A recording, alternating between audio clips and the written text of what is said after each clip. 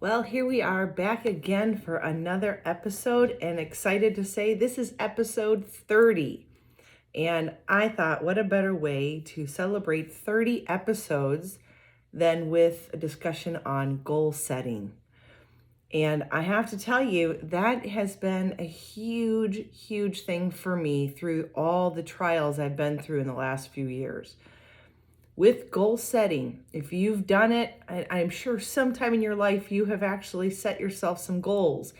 The problem is, if you're not set correctly, you either feel like you're an underachiever or it was so easy you kind of lost interest. So the idea with goal setting is to find the right level of effort and the right level of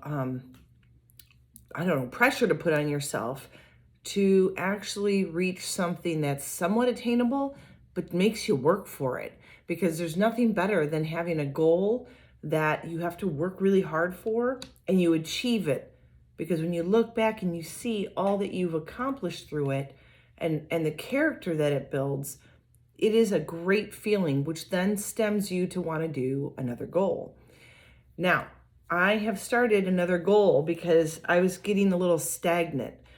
For those of you that don't know, this summer, my family and I finally moved homes. We went to a one-level home, kind of. There is a basement, but that's where my boys are. And so my domain is mostly upstairs. Laundry's on the same level. Everything's on the same level. And that was something that my husband and I had talked about doing for several years now through all my knee surgeries since 2013. I just couldn't pull myself away from the home the boys had pretty much been raised in, and we'd been in for 12 years.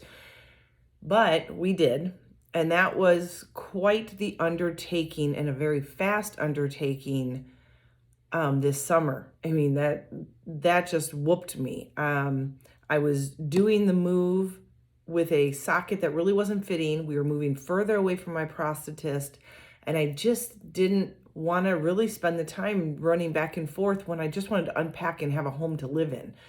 So if you've ever moved, which I'm sure like 99% of you have moved in your adult life, you know that unpacking and packing and all that stuff is just time consuming. It's physically exhausting. And you take me where I'm an above knee amputee, and you're trying to do that with a prosthetic that is not fitting well.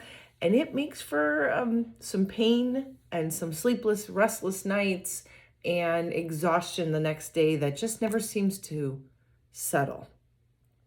Now, that was in June. We are now October, and I'm finally feeling rested.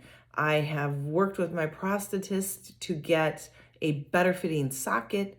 I am going back tomorrow for kind of the final, but not the decorated final, because he knows I cannot be in the one that I have now because he had to kind of fix it up where there was a crack that was actually causing raw marks inside my thigh.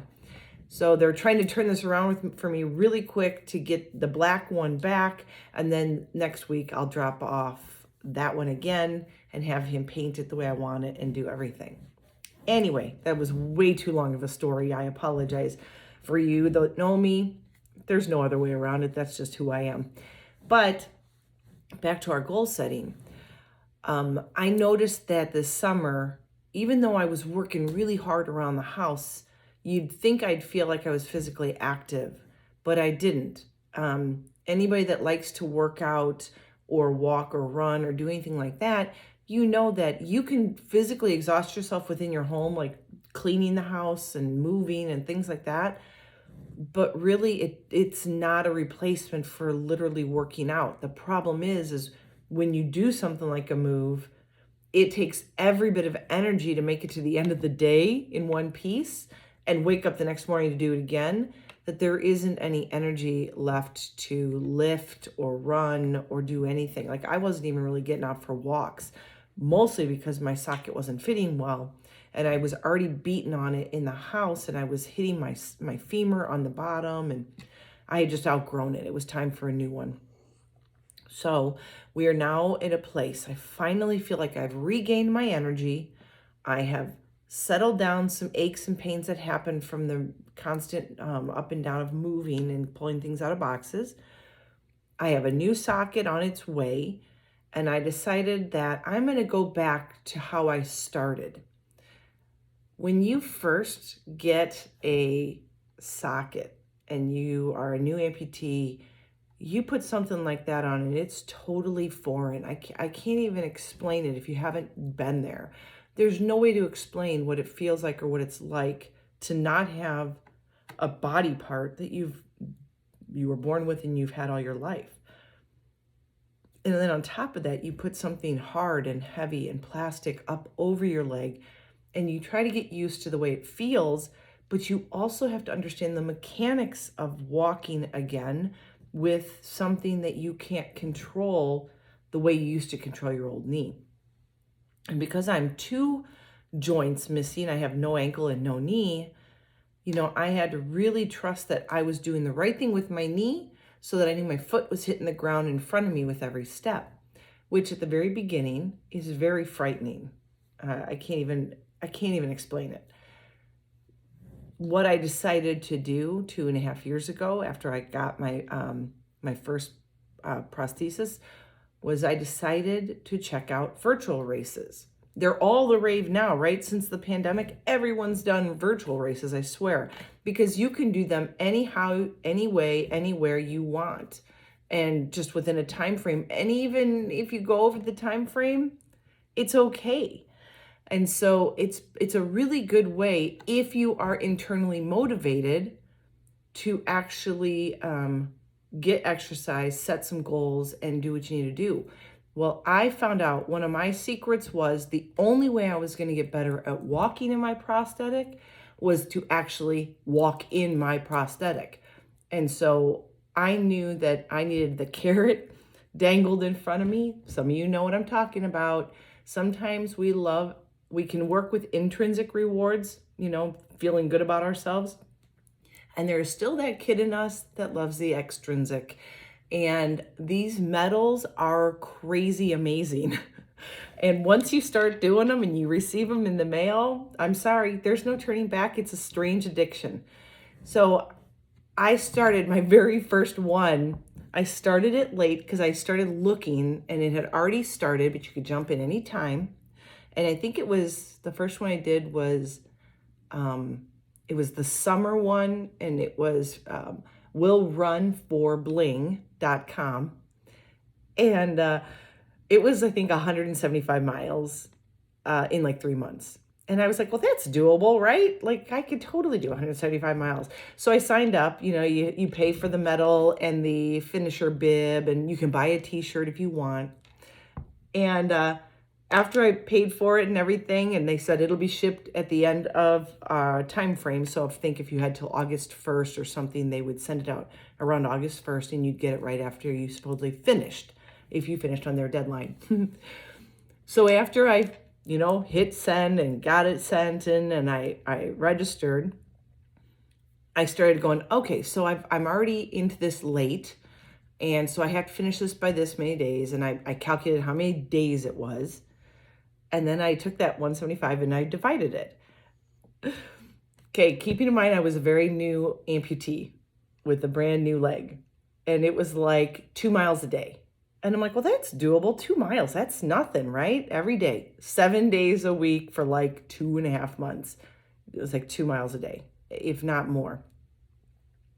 Well, I will tell you right now that the very first time I decided to challenge myself, I went out there, I was like, I've got this. I'm going to do this. I can't wait. I'm going to kick butt. I'm going to learn how to walk really well because I'm going to be walking every day, and it'll just get easier and easier and easier. The first day I went out, ready for 2 miles, I got to the mailbox and went, oh my gosh, this is so much harder than I thought. And I came back, I think I did 4 miles. And I was like, okay, well, you know what? I'll just add it on. I'll divvy it out. So if I have to do 2.25 on the remainder of these days, that's not a big deal. So that went on for several days because it's not like you can just put it on. You don't know how the mechanics work. You're trying to learn how to use it and put in 2 miles. I can't tell you that it killed my other leg. Like my leg was taking a brunt of it. But on the long haul, I have to tell you that by the end, I made the goal. Well, I hit 175 miles. I was about a week late to the deadline, but that's okay. I finished it. And I was so proud of myself because truly by the end, I was walking so much better than a lot of amputees are after a couple months. And it made me stronger mentally, physically, emotionally. It chiseled some character because I had to really dig down at times and really push through. And I'll tell you what, when that medal came, that was the most exciting thing ever, to open that package up and just see this huge, heavy medal with this thick ribbon. And it was just so cool. And it's at 175 miles. And I was like hooked. And then I realized that I had I had decided, a good friend of mine, the week or the day before my amputation, got together with me and said, listen, this is what I'm going to do for you. She goes, in 1 year after your amputation, the Phoenix Rock and Roll Marathon is in town, January of 20, because I got my amputation was December 18th of 18. So the following year in January, so a year and a month, I want to challenge you to the 5K, the 10K, or the half marathon. She goes, I won't do a marathon with you, but I will do one of those others. So that summer, after I finished that 175, I'm like, I got this. I'm going to put a running blade on and I'm going to start running. I'm going to get this. It's going to be simple. It'll be faster because I'll be able to run, right? Running's faster than walking, so it should be easier and quicker. And I signed up to do the 10K because I thought, well, 5K, please. I've been doing 2 miles a day. I can do 3.2. So therefore I probably could do, or 3.1. So I probably could do 6.2 miles by the following, well, actually at this point it was in 6 months. Keeping in mind that I had learned how to walk and I could get up to 2 miles a day, but I didn't even have a running blade yet. And I hadn't even obviously then tried it on, and I hadn't gotten the feel that it was actually different. And it is so different. My walking leg, my C leg from Ottobock is electronic, and it has a slowing mechanism. Like if I go to fall, it actually slows my knee bend down because I can't control my knee, right? I don't have a quad muscle attached to my knee to slow falling. So that's what this knee does. The running blade does not. It is either open or locked hinge. And think of a door swinging open and shut really quick. That's what it's like unlocked. If it's locked, it literally is like peg legging with a bouncy foot, so to speak. Well, I wasn't even sure how I was going to get my running blade, but you know what? I believe that where there's a will, there's a way. And I wrote to some people that I had just finally met because they were people that helped me fight insurance to get my C leg. And that person knew somebody that worked with a nonprofit. I wrote them and told a little bit of my story. I decided to do my 10K for St. Jude Children's Research Hospital. I wanted it to be another goal for me. It wasn't just about me signing up for a race or learning to run or finishing 10K, but I needed something different, something that was valuable, that was intangible, yet so powerful, and that was running for kids battling cancer. Because I wanted to take the pressure off my mind of a woe is me attitude and put it on that I'm doing well. It's time to help others. And so when I told this company that I was doing that, like within 2 weeks, they sent me a brand new running blade on them. So first part was done. Okay, I got the race registered for. Second part was done. I got a running blade. Third one, let's put it on and see how it works. Holy cow. I got to tell you, it is much harder than I thought it would be not having a knee and trying to learn how to do it. Some people actually only run with it locked and they kind of swing it out when they run. I don't do really well with that. I actually have done that and almost tripped and fallen. However, when I do unlock it, 9 times out of 10, if I get too tired towards the end of any walk or run with it, if I get lackadaisical and get lazy, I tend to hit the toe and then it just crumples me forward. So I started wearing skateboard wrist guards because I was literally landing straight forward, protecting my face every time I walked or ran with it. And so there was a healthy fear there, which is great, except it was also disabling me to actually learn to control it. And so it's been my nemesis. It still is to this day. But I did set that goal. So what do?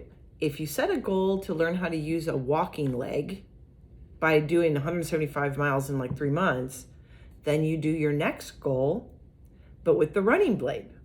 So the next one was a fall, right after, the same company. It was a fall challenge and it was 150 miles. I'm like, oh, it's less, I can do this. And I promised myself, and there's a great Facebook group that's awesome people. I love them to death. And they were there to cheer me on. I made myself accountable. That's another thing with goal setting. Make yourself accountable. How do you do that? Don't hide your goals so that you can cop out on yourself. Let people know. That will hold you accountable. Okay? That is the best way to keep on doing what you're doing, even in the hard times. Because it might seem great today to set a goal, and then tomorrow you wake up and you're not feeling well, or things don't seem right, or you don't have enough time, or something. You just don't want to do it. Then the next thing you know, you've kind of dropped your goals. But friends and family won't let you do that. So I decided to get on Facebook in this group of several thousand people. And I told them, this is my goal. I'm going to do all 150 miles with my running blade. I didn't care if I ran it or walked it, but it was going to be with my running blade so I could become friends with my running blade. So, I did achieve that goal. 150 miles I put on my running blade. Most of it was walking because I just was so unsure of it. But I did hit it. And I was held accountable by the group, and I would post things, and they were such great cheerleaders. I mean, people from all over the world, people I've never met before, and they are just an amazing group of people. So I did 3 of those races until I finally hung up my hat with that to focus on some other things, like this podcast and a horse that kind of came into my life. And so things kind of got redirected. Well, guess what I did yesterday? I started the new fall challenge. If you're watching this on YouTube, this is the fall challenge.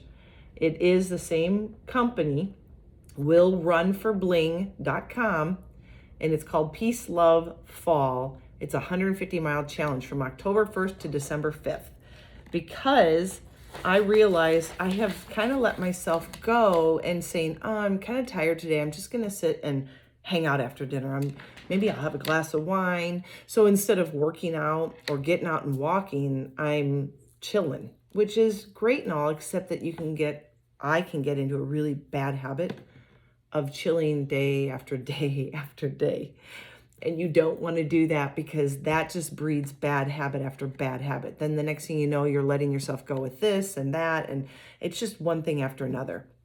So I started this challenge. If you want to join me, sign up. It's great. There's a private Facebook group. Maybe you'll see me on there and posting. But like I said, it's willrunforbling, BLING.com. Giving them a huge shout out today because you know what? It's really about the community. I have never been on a social media group that everyone is so endearing and loving and supportive, and they cheer each other on. Everybody's at different stages. I don't know if there's anybody that's amputee on there, at least nobody that's come up to my attention the first few times I did one. I don't know about this group, but people that are struggling with their medical health and mental health, and some people that are just natural born runners and they just want a group to just do it, with. A lot of people are like, hey, I haven't done anything in years. I'm overweight. And I finally made it 1 mile today. And everybody's like, woohoo, yeah, that's awesome. So accountability is a huge thing for you to set a goal and to achieve that goal. Some people just don't have it in them to stick with it. And when you're trying to build new habits, you really do need someone in your corner pushing you on those days when they get it gets hard. I wake up and there's days where maybe my leg just doesn't feel right, or I put it on and God, there's no way I'm getting out for a walk.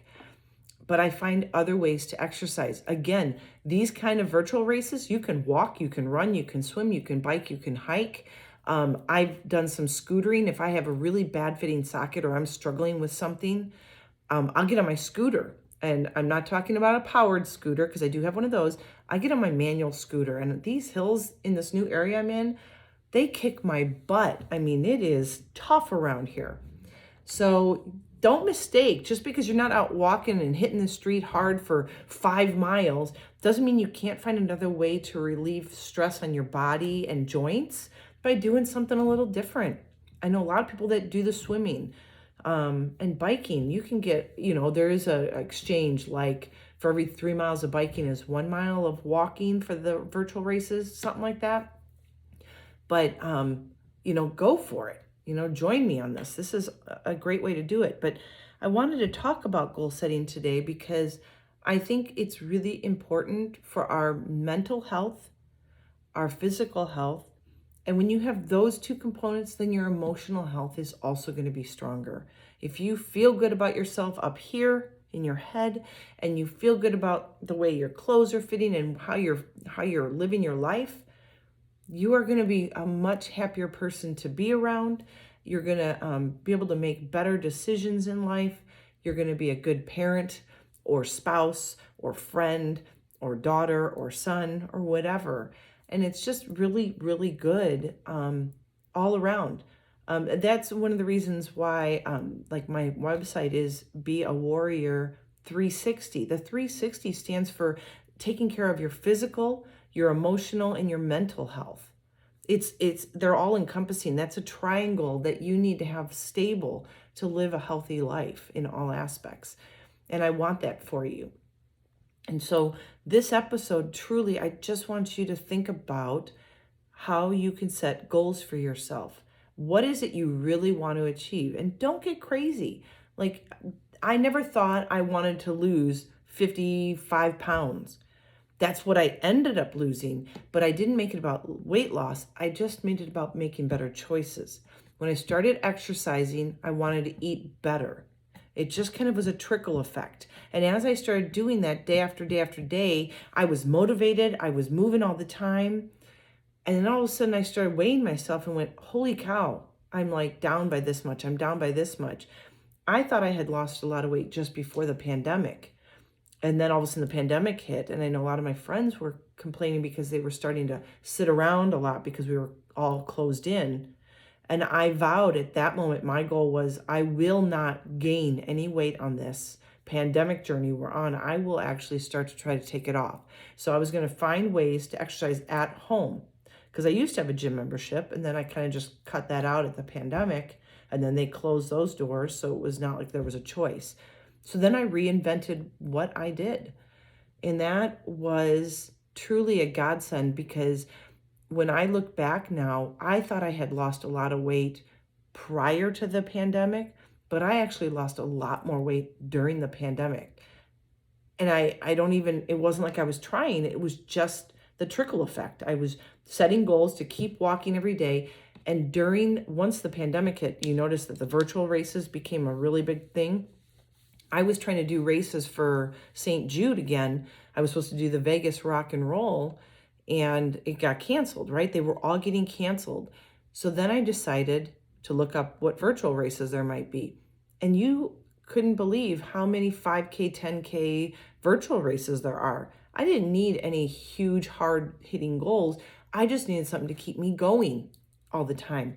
So it became, oh, that's really cool. There's a Christmas one. Of course, I had to do the leg lamp Christmas challenge, and the medal is the leg lamp from A Christmas Story. And so I did that race. That was a 5K. And, most of the time it was just walking. At one point in time when I was feeling really, really good and everything was just clicking, I would run, walk, run, walk, run, walk. My goal would be really, I would love to get to a point where I could run a couple miles. I mean, that would be really fantastic. That is a goal that's going to take me time. And I know that is the distant goal. Okay.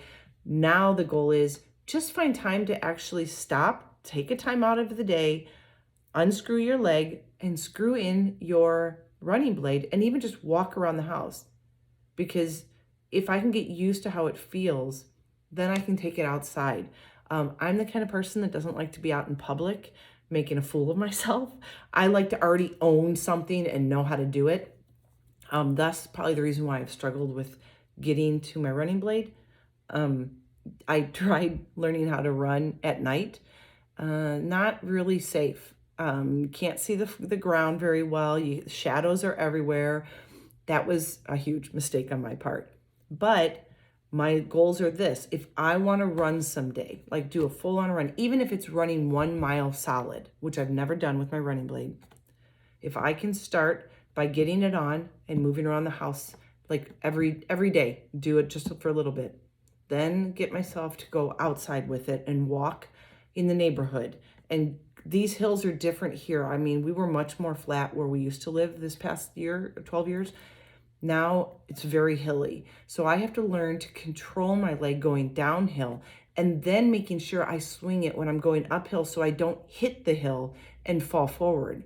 So once I get used to that, then I can start learning how to run. So it's step by step. And I know that. I know that about me because I've done this before. That's how I have to restart and kickstart my running career. So that is where I'm at. And I just wanted to get on. I wanted to talk to you about goals. Everywhere around the country now, our weather is cooling off. Everybody's moving into fall. Even this morning, I know it's a little warm right now, but it's still only in the 80s for us here in Arizona. The sun is still pretty darn intense, but it is so much more manageable to be outside. And for me, I'm finding that getting my leg on in the morning and trying to run out and get walking in right away, I've actually been, I think, stressing out my adductors. So instead of doing that, I want to be able to do stuff midday or towards the evening before dinner when my leg is warmed up and I've been lugging this 12-pound prosthetic around. So I always end each episode with a call to action. I bet you can guess what this week's call to action is. I want you to set a goal, any goal. For anything. What have you been dying to do? Now is the time. For me, I know during this time of year, I love the holidays. I love the coffee drinks at Starbucks that are starting to come in with all the pumpkin, and then we're going to get into the holiday ones.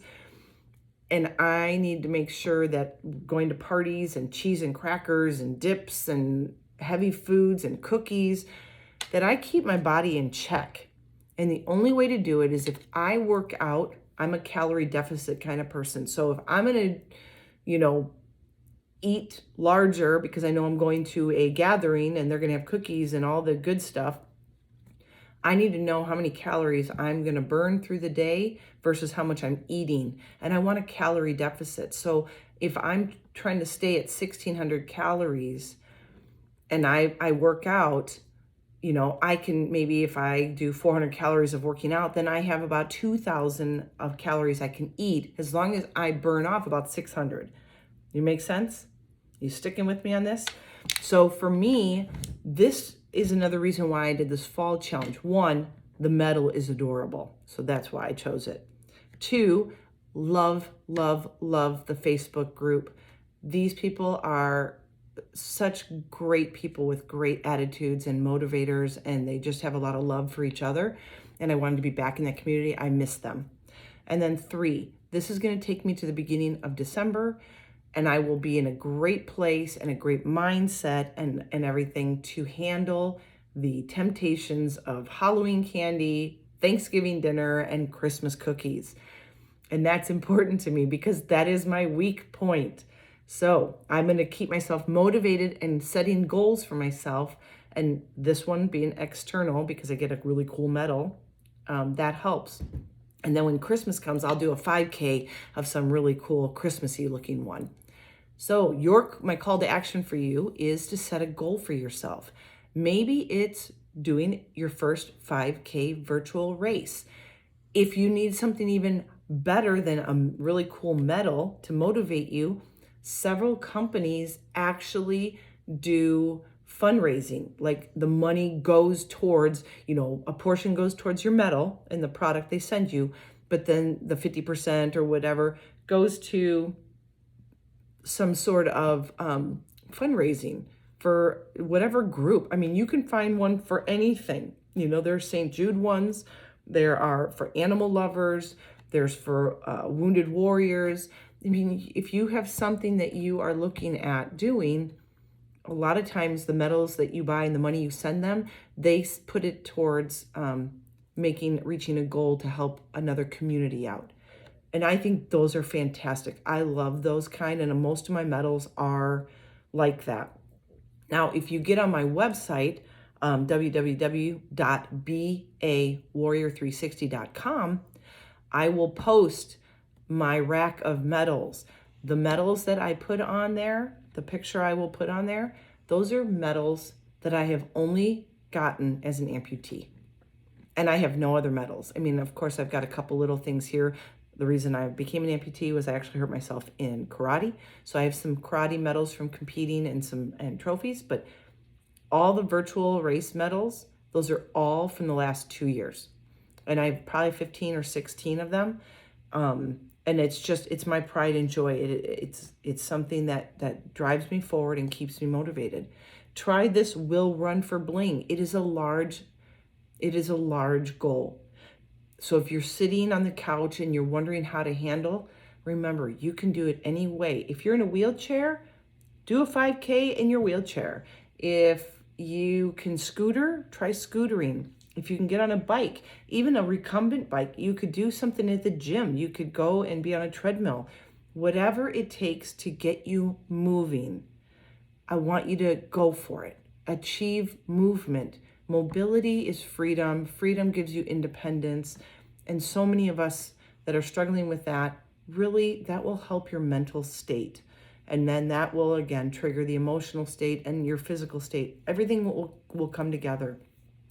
So by next week, I want you to have set some sort of goal for yourself. And don't just sit there and go, oh, well, someday I'm going to get out and I'm going to do a 5K. I want you to go and research it, find a virtual 5K, sign up for it, and get after it. A lot of those virtual 5Ks, you can do it in one day, any day you want, any time of day you want, any way you want. And they tell you just to have it done like in the next 2 months. And once you finish it, they'll send it, or they'll send it on a certain date. So if you want to do something like that, or maybe your goal is just to start eating better, that's great. I would suggest don't cut things out. I mean, unless you're really doing something nasty. I still do my Starbucks, but I make sure that I earn it. Most of the time, my Starbucks I get because I've walked to my Starbucks. My local Starbucks is about 3/4 of a mile away. And then I walk with it around and back home. And by the time I'm to home, I got 1.5 miles in. So, I try not to cut things out because I don't want to starve myself. And I don't want to sit there and go, oh, I just really want, that's my one thing that I won't cut out because it's something that makes me feel happy. So I keep my Starbucks. But go for it. Find a goal. What I would also suggest is you give yourself a deadline for your goal. If you don't give yourself a deadline, you will end up flaking. So set a goal, at least one goal. 2, tell people about it. If you don't tell anyone and it becomes a secret to you, you will drop it really quick. The first moment there's adversity, you'll drop it. You don't want to do that. That's not goal setting. That's just going to make you feel bad about yourself and put you into a negative cycle, a negative self-talk. And we've talked about that. You want to stay positive. And then 3rd, I would write it somewhere. What's your goal? Like for me, I have this sheet of paper that has 150 written on it. 1, 2, 3, 4, 5, 6, there's rows. And every time I do a mile, I cross it off. And that way I know that I'm at my 150 when 150 comes up, and I know I've hit my goal. I have that out. I keep it on my desk. So it's where I sit every day, and I see it every day. If you want to, I don't know, cut something out of your diet, maybe you're going to stop eating candy for right now. Okay. That's not a bad goal, not a bad thing to cut out. Have something else that's sweet that you can have in place of it that's not really bad for you. then write that down on a note card and like put it on a mirror in your bathroom, something that you see every morning to remind yourself that that is what you're achieving today. For some of us, it might be make sure you get out and do 30 minutes of activity. It could be yard work, it could be housework, it could be walking your dog, it could be getting the mail, it could be biking, whatever. But make sure that you set a goal and you, like I said, set a date, set a goal, set accountability people up in your corner so that you can achieve it, and then write it down. And then someplace like in a daily calendar somewhere that you can sit there and give yourself props that you made it through another day of hitting your goal. Because some people will do daily goals. If I can do this every day, boom. Did I get out for 30 minutes? Yep, 30 minutes. Oh, I did 45 minutes today. Awesome, So baby steps too count, maybe you have literally been on the couch because you're like me, you were an amputee and you're really, you don't like your socket. Well, maybe your goal is simple. Maybe it's putting it on first thing in the morning and wearing it to lunch, especially if you never want to wear it. But maybe you wear it for a few hours.